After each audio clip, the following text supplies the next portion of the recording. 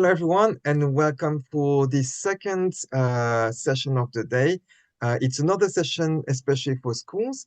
And so in schools, especially in Western countries, there is a focus on one language and multilingualism, although seen as a valuable skill, is not always welcome within the curriculum or within the school.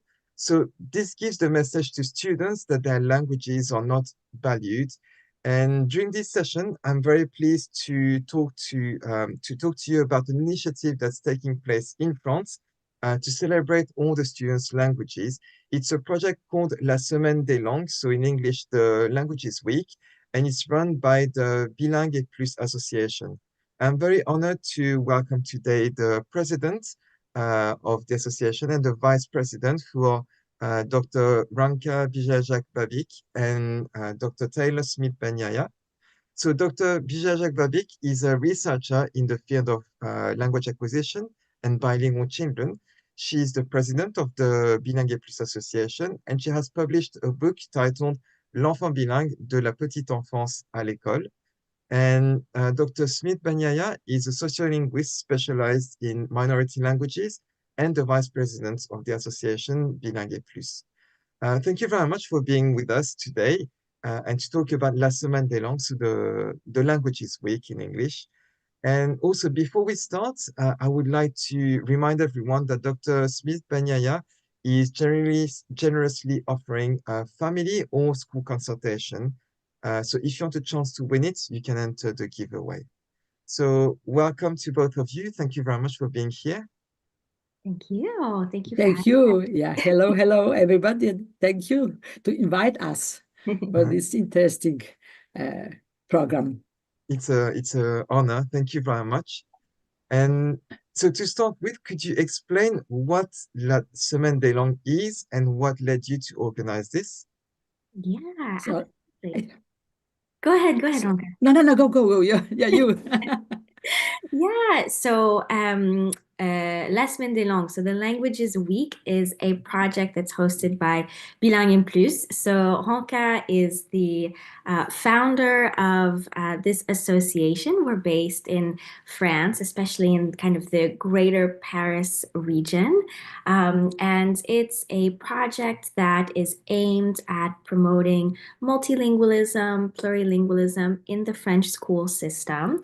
But the story to get there, I think, is pretty great. The project started back in 2007.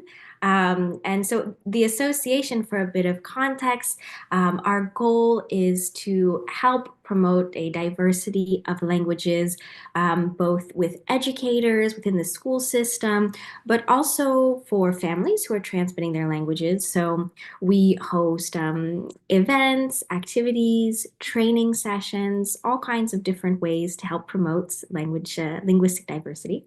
And so the association was kind of faced with a project in 2007 in a school zone that, where you have a lot of different languages and where there are students who are sometimes struggling, and it can be kind of a difficult region to teach in.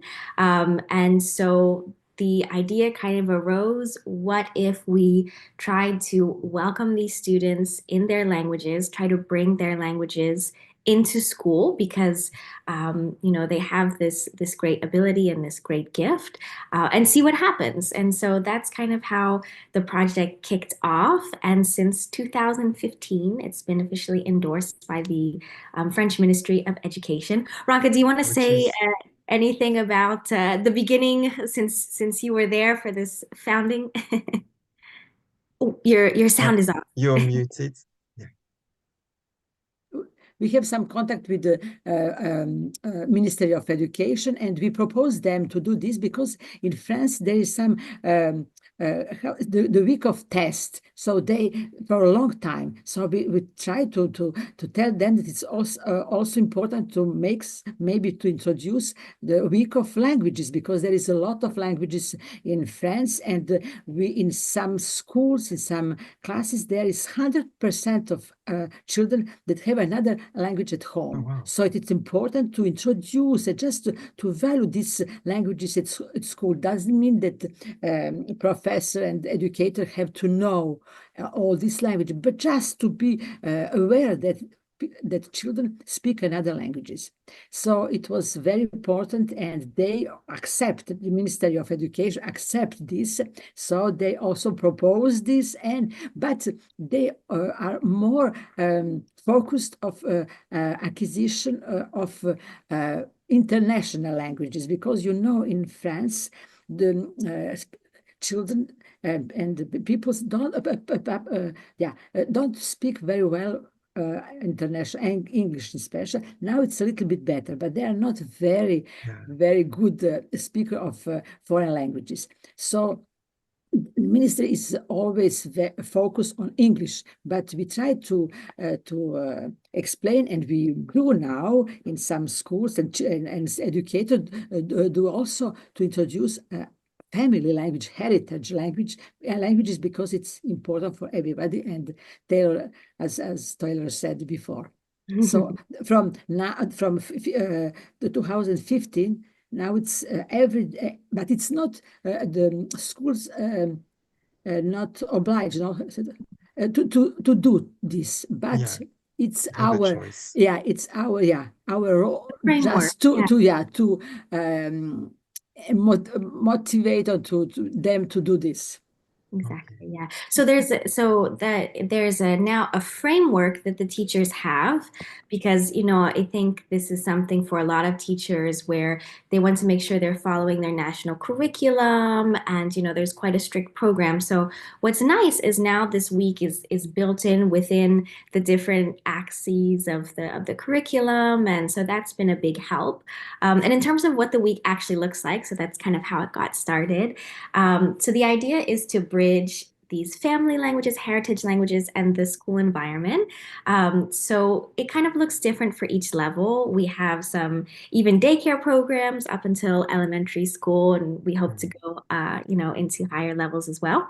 So sometimes the schools like to have a welcome activity, creating posters with maps and flags representing the students' backgrounds, a welcome tree. So we've seen some kind of posters where they use the leaves to say hello or welcome in their languages. One school even did a beautiful paper mache 3D tree. It was incredible. Oh, wow. There was some artistic mix in there as well.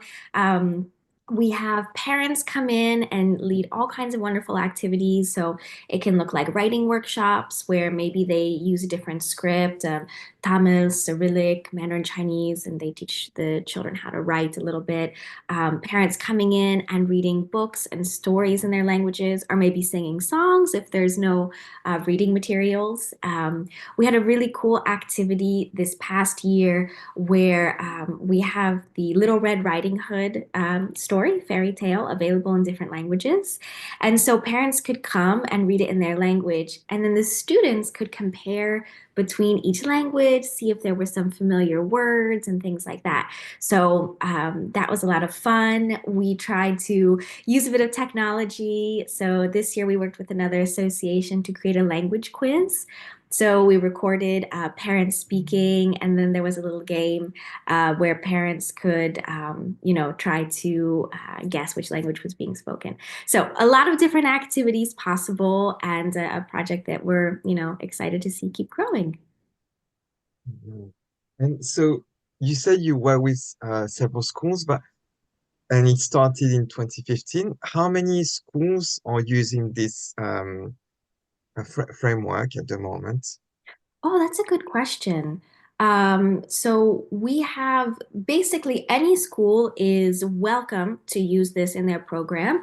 And then we intervene specifically our association in a few schools. So this past year, for example, we really focused on, Paris is divided into these neighborhoods. So we worked in what we call the 18th district a lot, and we went into a couple of elementary schools and some daycares and things like that. But across the country, Ranka, do you have an estimation?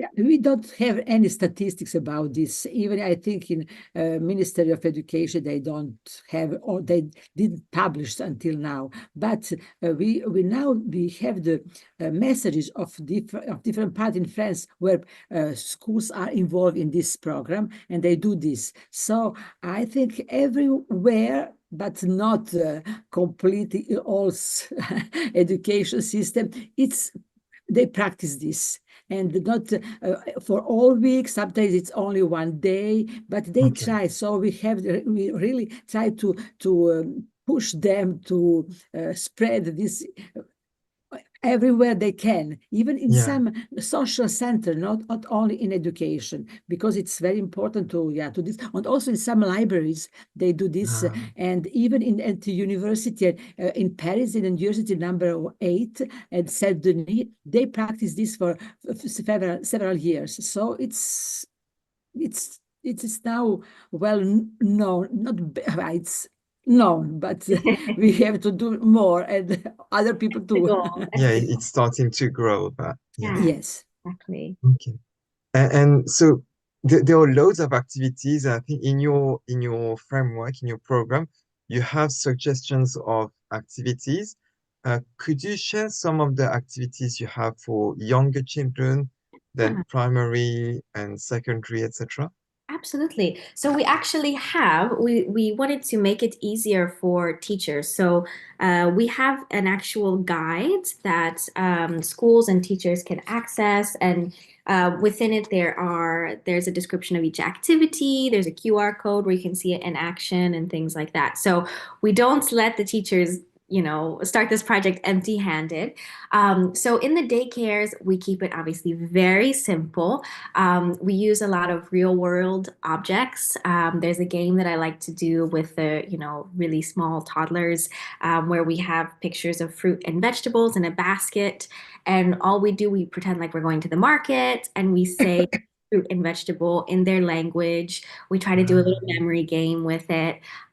There's another game where, again, we have a basket, we have pom-poms of different colors, and we practice saying the color in each of the children's languages. They put it in the basket, they take it out, and then they try to repeat it. So very, very simple, and we try to match it developmentally with what they're already doing.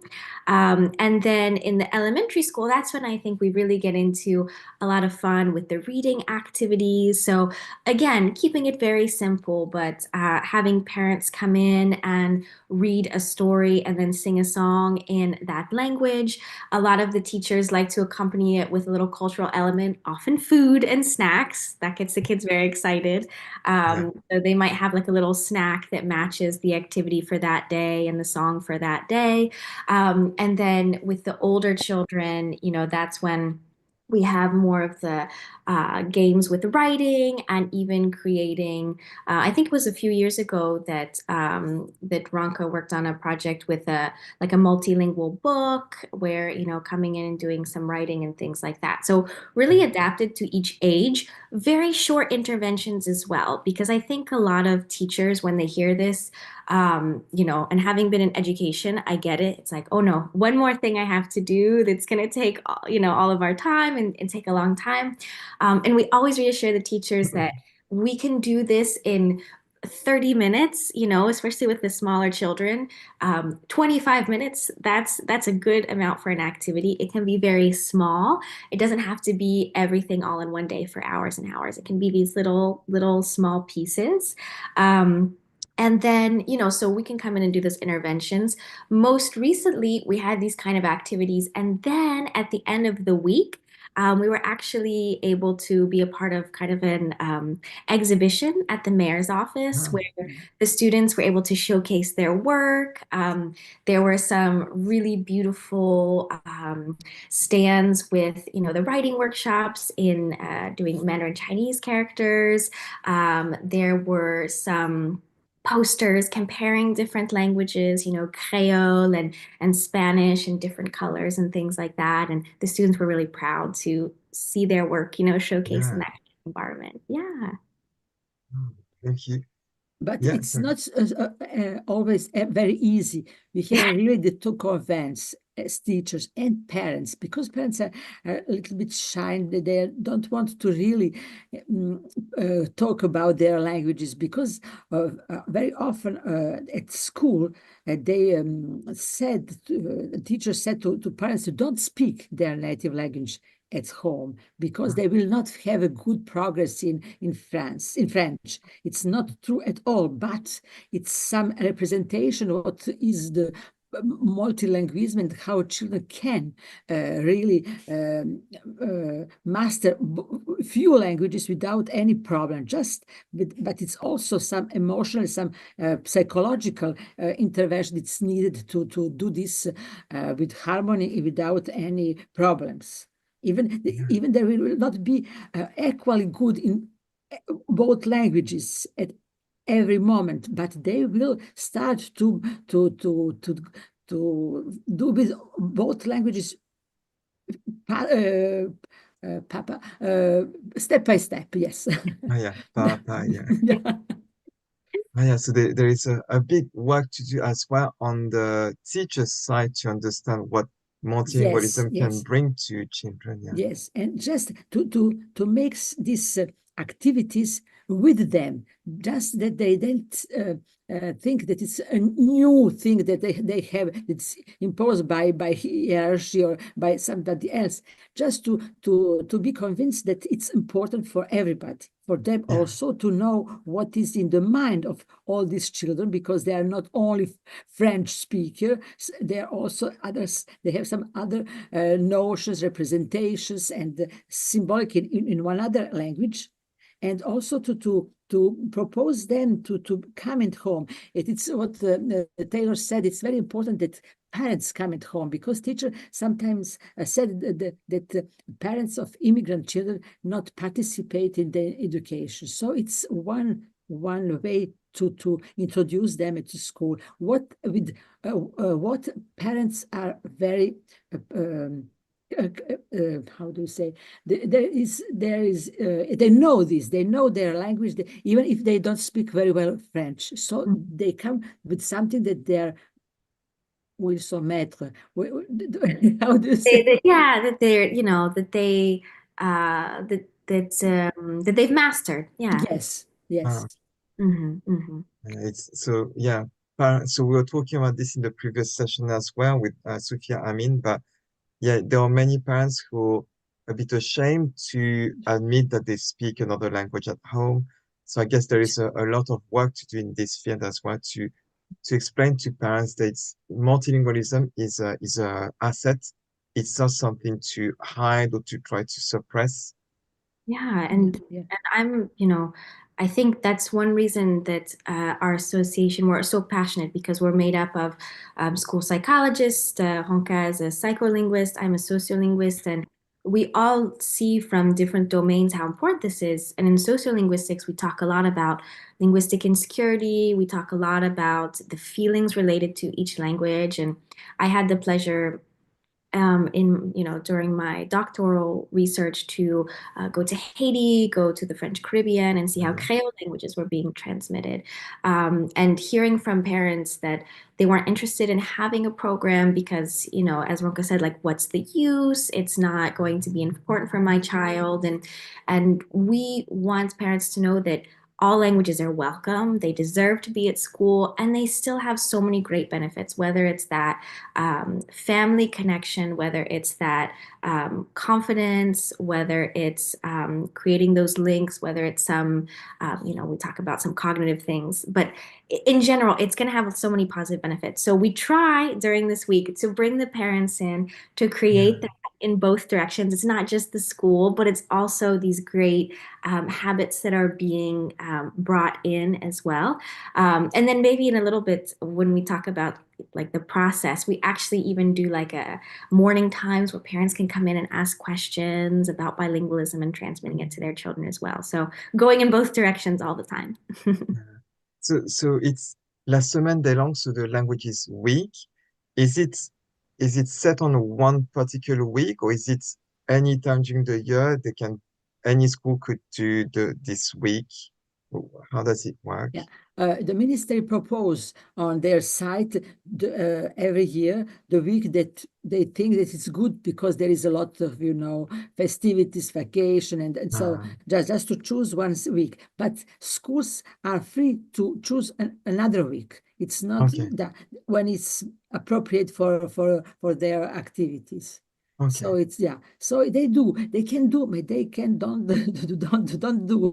So it's that. So it's also the goal of our activities to just to involve them to help them to do this. Yeah. So I understand that at the moment it's mainly your association going to different schools to show teachers how to do it, or are there already some schools for doing this on their own?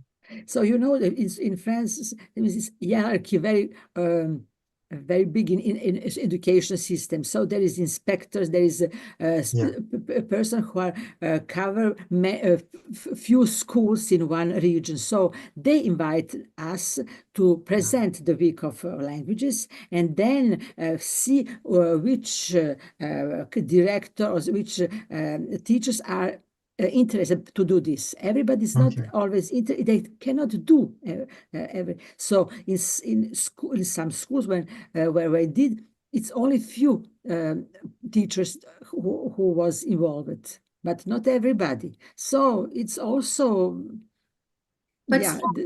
so we have on the one hand the schools where we come in and kind of intervene and work with the teachers and do some training.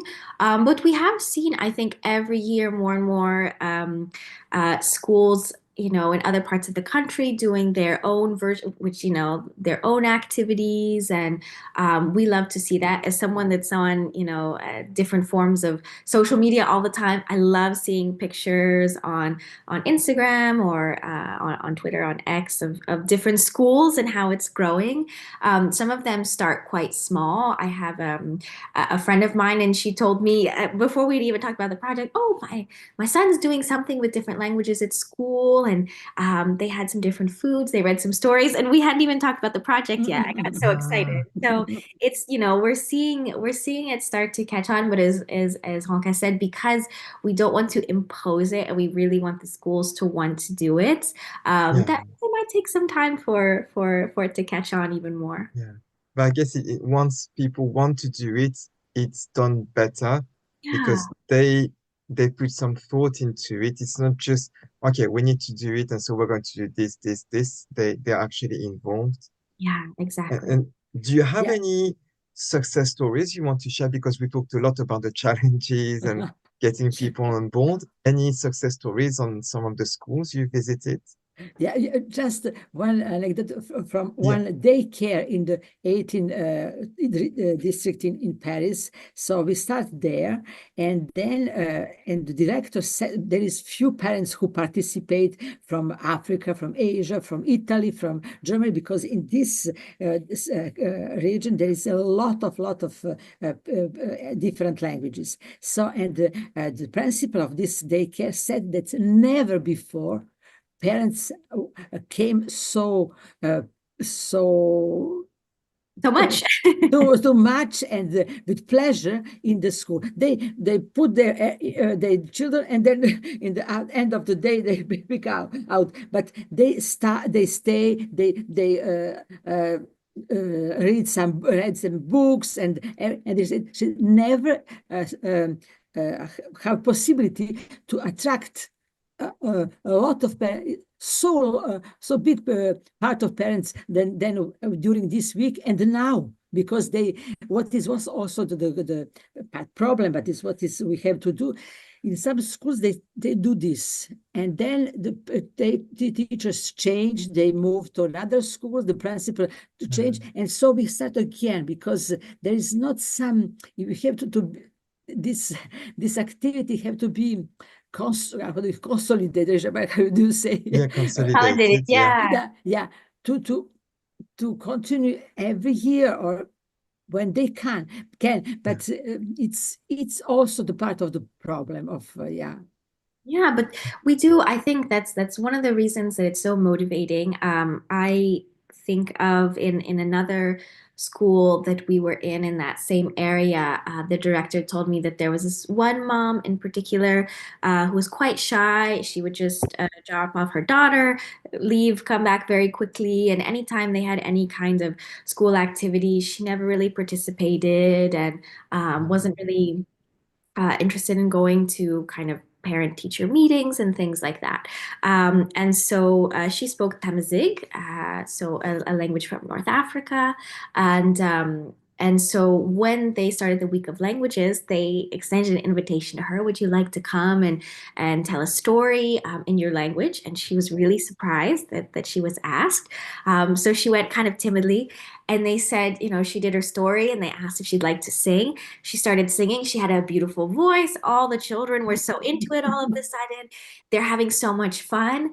And so that was, you know, just one day it went great. They didn't think much of it. And then she asked if she could come back and do it again. And since then, she's been coming back to lead activities, not just for the week of language, the Languages Week, but other kind of school activities. All of a sudden, she's participating so much and she feels so comfortable, all because, you know, she saw that her language was welcome, by extension, her culture, and she feels really comfortable now. So those kind of stories are the best. That really makes everything so worth it. Yeah. And another great thing that happened recently is that one of the things we try to do after the project is provide some books that might be a good idea for the school to have in there if they have a library or a reading corner for the youngest children.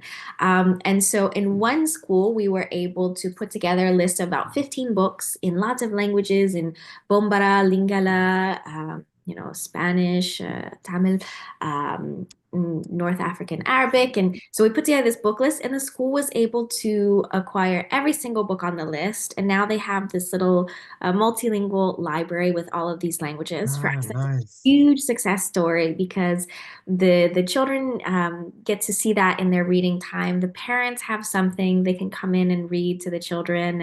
And so two very big successes for us. Hope to see more. That's great. Yeah, to see that.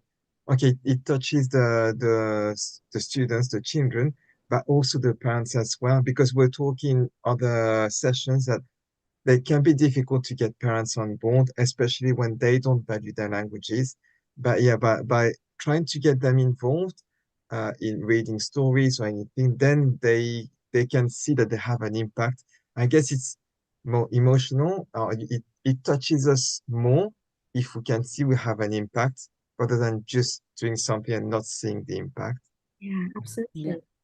Yeah. Also, we are sometimes, criticized because people said, yes, you promote other languages. What is about French? Because all these children have to learn French, and their parents too. So we are always, so we always said, yes, it's important to keep and to promote heritage languages, because it's easier if children know these languages to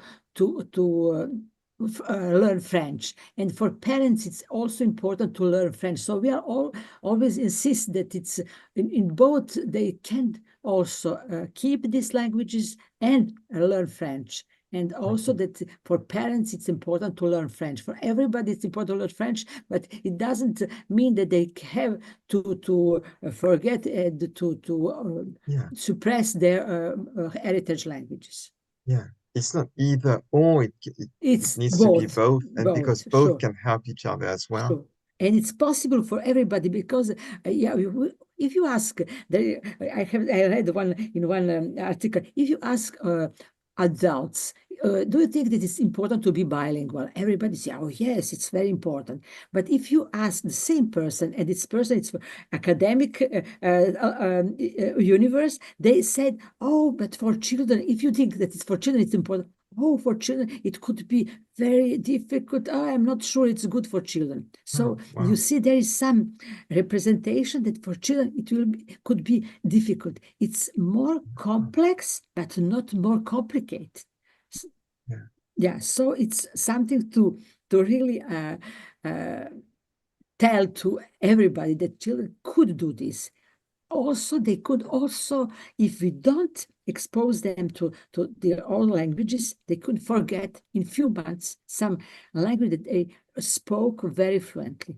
So it is important to continue, even if children are not always responding in their heritage language. Parents just they have to, they try to speak every time they can in these languages. Yeah. And so you showed a little earlier your booklet, your book with activities. Where could people, so people, I guess it's for people based in France and it's written in French. Where could people find it? Yeah, so we have it available on our websites. So there's a link to see the guide and to get a copy. We've talked about we're starting to get interest now from other regions, other countries. So we started thinking, should we have it available in English? That is, let's say, Ah, projects under construction. But Ah, if anyone wants to reach out and contact us, and I'm really active on Instagram, and if there's any educators or parents who have heard about this project and they'd like to try it for themselves, don't hesitate to reach out, and we can talk a little bit about what it might look like in your school, and give some tips on putting that together, because sometimes getting started is the hardest part, but once it's in place, yeah. it's I'm going to add your Instagram handle then in the description. sure. And so if some parents or interested, so so how could they speak to their schools, or how would that work logistically? So if someone sees this interview and think, okay, it would be nice if my child's school was doing something similar, what would be the steps? Yeah, that's a great question. I Yeah. think we tend to work in like three parts. Some prep, doing the project, and then kind of a reporting after. So if you have any kind of network, this is the moment to use it. So if you have a friend who's a teacher or a speech language pathologist or a school librarian, if you have a connection within the school already, or if your child's in the school, that's a great moment to propose an initial meeting. And it's nice to kind of show, like we like to use the guide where we have some pictures, give them a little bit of an idea. If you don't have that yet, it's okay. You could kind of describe how you see the week's activities looking, and usually start small. So say we'd like to have one parent per class come in and read a story and maybe have one activity. So, you can kind of talk about dates that would work for the school, all of those kind of details. And then the next step that can be really helpful is better understanding the languages in each class or a little bit throughout the school. So we try to do a questionnaire to find out a little bit more about the languages that are spoken, a little bit in what frequency. So a lot of our association members are researchers, so that's, we quite enjoy that part, but you do not have to have a research background to do that. If your school is a little bit more on the tech side, you can do a Google form and get that information, or on paper, know your school and how that works. So that can be helpful. You can match up a little bit the languages that are available and then the parents that might be available. And then to prepare as well, we often have something called like a parents' cafe. So before the actual week, there is just a day of the week or maybe two where during drop-off time, parents can come and ask some questions. So they can, use that time to sign up for a time to come in and read or help with an activity. And they can ask some questions about bilingualism. Most commonly, we hear things like, does bilingualism cause language delays? No. Are bilingual children confused? No. But, these are the kind of questions that are common. So a little bit of answering questions, signing up for activities. Then the actual week takes place, and that's, bringing everyone in for the activities, putting things together. And then afterwards, it's nice to have another meeting with the school and see how things went, if they want to continue the project, and what it could look like in the next year. And we really encourage schools as well, if you want to do this in in your own child's school to make it a celebration, maybe have a little kind of performance at the end of the week or a showcase or something like that, to really have this element where the children feel like they worked really hard and things like that. So yeah, in those three steps, I think is a really good place to start. And a school can start small with just one class. If there's just one or two languages spoken, that's great. And it can grow from there each year. They can also, parents can also talk to some person who is in parents associations in the big, collectivity, big college or school. So they can Okay. speak to some of them who are maybe sometimes, very often bilingual, just to see how to teach, to reach then teachers and the direction of the school. Okay, thank you. And so right now, I have the impression it can be any kind of activity, but you said it's been agreed by the Éducation nationale, the Department of Education. What did you have to prove, or did you have to say we're going to do, especially we make sure there is that kind of activity, so it's agreed by the Department of Education, or not? Yeah, What were the maybe criteria? not. Maybe not. We don't want that we have to assess the benefits of this activity, because it's also have to be something ludic, something Yeah, not scholar, yeah, that it's in school, but also with some idea that acquisition of languages, it's something fun and nice, and it opened the mind to other cultures and to be a bit more tolerant. So it's not to assess the benefit really of this kind of activities. It is our approach for this. Yeah, yeah. but so like to give some examples of what Ranka is saying, so we have in our guide the Ranka and our colleagues have painstakingly taken parts of the French curriculum that talk about culture and communication and language learning and even part of being a good future citizen and things like that, and then taken what was already in the curriculum and suggested, oh, these are some ways you can do that throughout the week. So again, Mm. it's still in like a very fun and enjoyable way, but for teachers who maybe need to make a case about how the week can be beneficial, they have, Yeah, it's reinforced by the program that's already in place. that's good to know. Yeah, that because if we are not researchers, etc., we might not have the background to be able to convince Sure. so the school, because schools they might personally think the person might be happy with it, but Mm. they need to justify why they need to organize this. So having that kind of background would be very useful. And I agree as well with what you said, that it shouldn't be imposed, but it's something that generates enthusiasm. It's fun.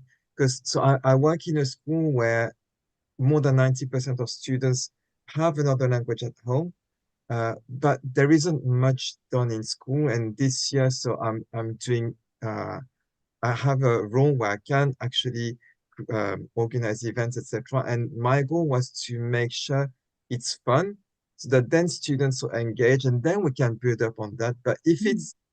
it's too much like school, Mm. that people Completely. wouldn't really enjoy that much, and Mm. they wouldn't see the value. So Yeah. yeah, like you say, it needs to stay fun for students. I guess for parents as well, but Sure, sure. Yeah, yeah. yeah. And so now you're working with some schools in France. It's part of the curriculum in France. Uh, what are your next steps? Wow, always wanting to grow and expand. So one of the big things that we want to work on going forward, now that we have some years of experience with this project, is taking the results and the anecdotes that we've seen and putting that in the form of some scientific publications. And so we have something really tangible that we can show as well, from many different perspectives, sociolinguistically, looking at, interviews with the school directors, maybe some parents, eventually even some students, and to say, has this experience changed the way you see multilingualism at school? Has it made it more positive? And being able to really have a concrete way of viewing the effects, so that we have in the future, as we're presenting to more schools, something we can where we can really measure that. So that's something that is definitely a priority at the moment. Ranka, what else can we add? Yeah, and also to try to spread these activities in other schools. So we have one this year. It will again in the 18 district, but maybe in 2 parts. Last year it was only in 1 part of the 18 district. Now we will spread to another part. So it will be maybe 30 or 50 schools and different levels. So it's a lot of work to present this and also to convince them to do this. So we are in contact with this inspector that are involved in this program, and they want to do it this year. Ah, that's nice. Thank you very much. And is there anything you would like to share about the languages week that we haven't touched on, that you think would be important, whether it's in terms of impact on students or organization? I think we covered quite a lot, but if you think we missed out on anything.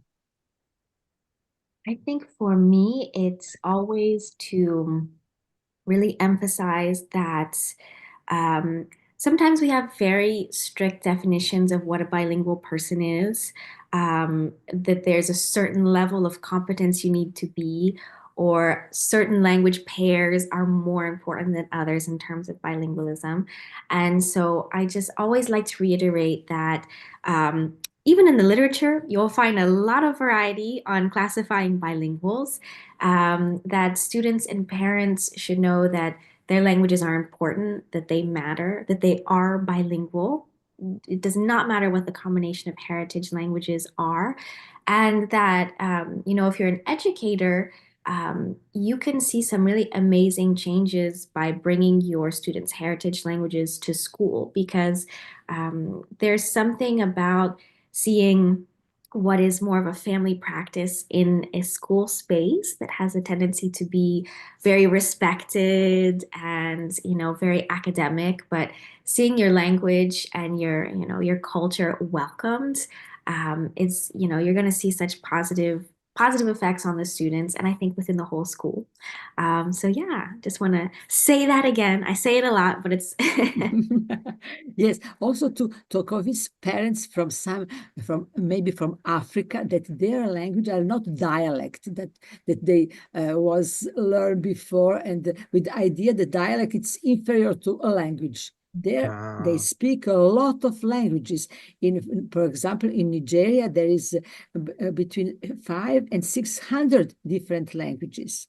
So you cannot consider it's a dialect, it's languages, and it is important for the people who are speaking these languages. Even if there is a small proportion of population, even it's Nigeria, it's a very, very big country, but there is 3 big languages, the major languages, but English is still official language with 3 other languages. So just to explain them that it's important to learn in this country English, but it's important also to keep this language, because this diversity of languages in the world is in decrease. So it's very dommage. It's very It's shame. a pity.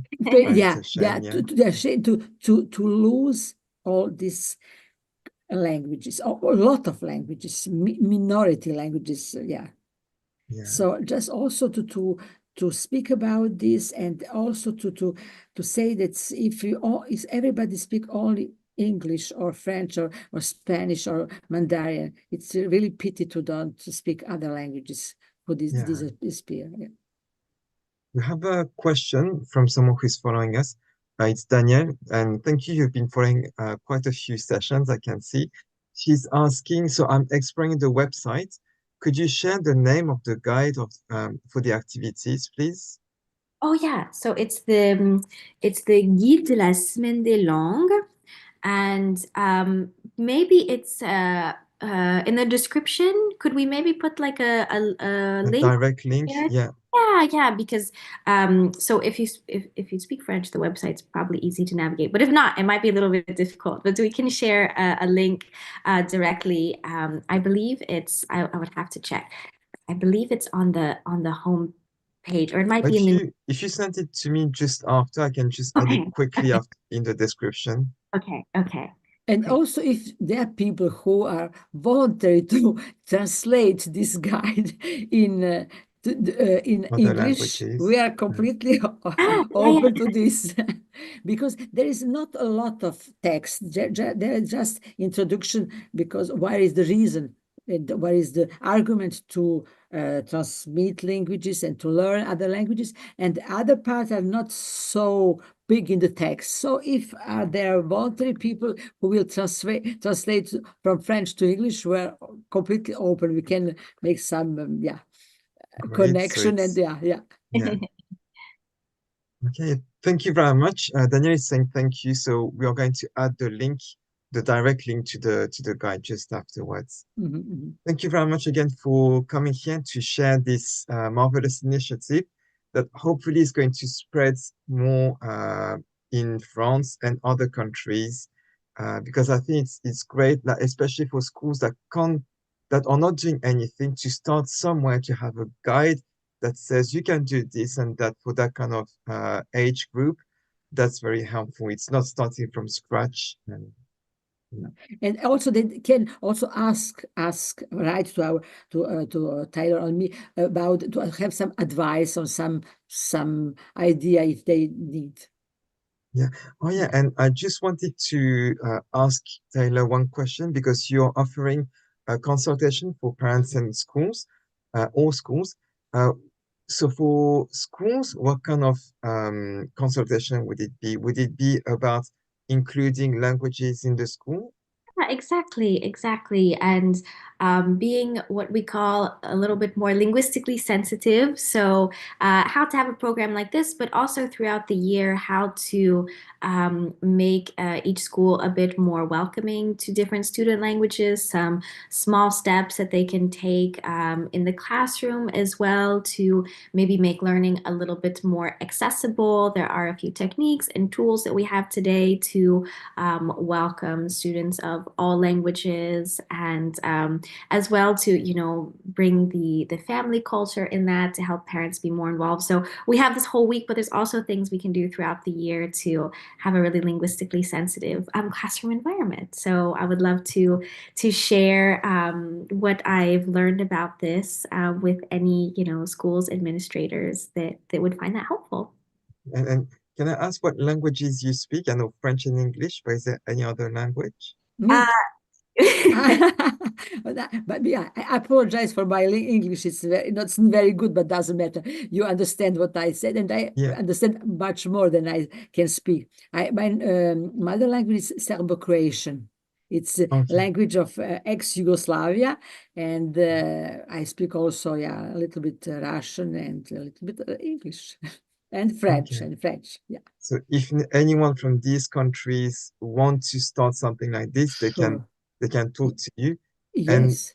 and Taylor, for you would be French and English, or is there any And other These are language? these are my best languages. Okay.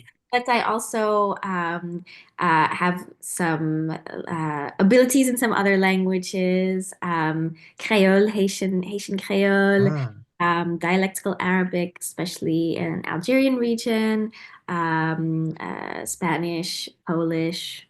oh wow. I love languages, but I would say okay, these are probably my best languages. After that, it gets more complicated. Oh, So okay, so you have others. Wow. Okay, so if anyone needs some help with their school, then you can talk to Taylor and Ranka in many languages. So don't hesitate to reach out.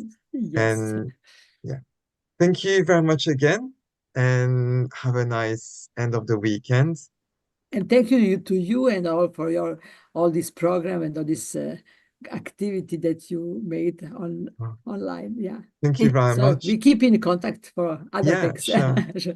Yeah, thank you. Okay. Okay. Bye-bye. Bye. Bye.